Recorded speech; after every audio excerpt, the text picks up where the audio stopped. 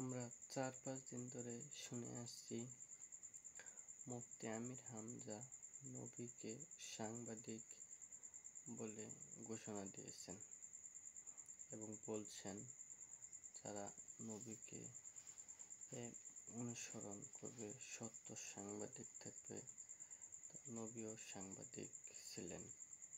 এরকম আমরা কথা শুনছি সোশ্যাল মিডিয়াতে, ইউটিউবে, ফেসবুকে শুনে আসছি। আচ্ছা, সেটা একটি প্রতিবাদ করেছেন পীর ইনায়েতুল আব্বাসী পীর, সে একটি পীর। সেটা নিয়ে তোলপাড় করেছেন, বিশ্লেষণ করেছেন, তাকে খারাপ মন্তব্য করেছেন, গালিও দিয়েছেন। আচ্ছা, আমরা দেখছি সেটা করছে, সে বলছে সাংবাদিক, এটা সে আবার ক্ষমা চেয়েছেন মিডিয়াতে এসে। আমরা দেখছি তার একদিন পরে সে মিডিয়ার কাছে ক্ষমা চেয়েছে, মিডিয়াতে এসে সোশ্যাল মিডিয়াতে আমরা দেখছি। তা নিয়ে মানুষ নানান মন্তব্য করে যাচ্ছে একের পর এক। আসলে ভুল মানুষের হতেই পারে, দোষ হতে পারে, তাকে দোষটা ধরে দিতে হবে অবশ্যই। তাকে নিয়ে আমরা নানান মন্তব্য করব, বিশ্লেষণ করব, এটা ঠিক না। ভুল হবে স্বাভাবিক। এত একটা বড় বক্তা আলিমুদ্দিন মুসাফির অনেক ত্যাগ ও জুলুম নির্যাতনের পর সে আসছে এখন মিডিয়াতে নানান বছর ও ওয়াজ মাহফিল করে আসছেন। তাকে ৩ বছর অনেক টর্চার, জুলুম, নির্যাতন করেছেন আওয়ামী লীগ সরকার থাকাকালীন। তার মাথার বেন্ট একটু হতেই পারে, একটু ব্যতিক্রম হতেই পারে। তা নিয়ে কিছু ভুল হয়েছে, আবার সে ক্ষমা চেয়েছে, তা নিয়ে তো কথা বলা ঠিক না। আমরা তার ভুলকে আমরা শুধরে দেব, তার ভুলকে আমরা ধরব, এটাই আমাদের কথা। তাকে নিয়ে আমরা নানান মন্তব্য করব, এটা ঠিক না। আচ্ছা, 5 আগস্টের পর 1 মাস পরে আসছেন ডক্টর মিজানুর রহমান আজাহারি মালয়েশিয়া থেকে। কক্সবাজার প্রথম মাহফিল করেছেন।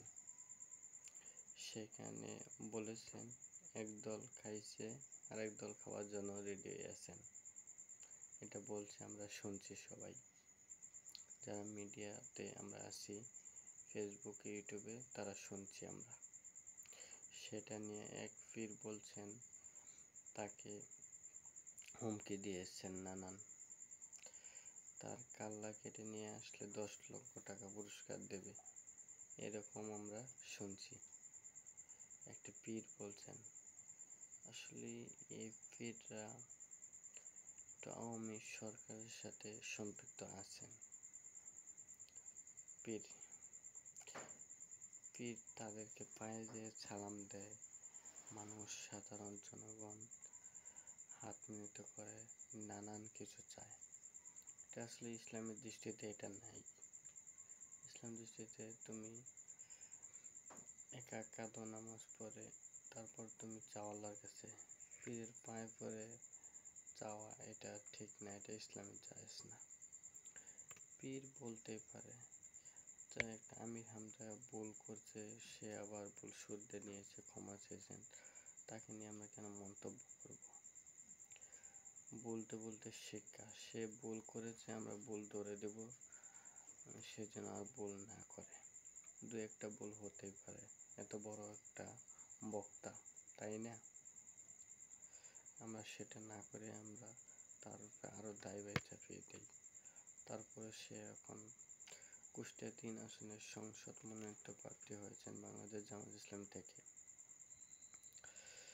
জামাতের উপর টর্চার, জুলুম করেছেন অনেক, তারা ভুল ধরাতে পারে না, নানান অপবাদ চেষ্টা করে পারে না।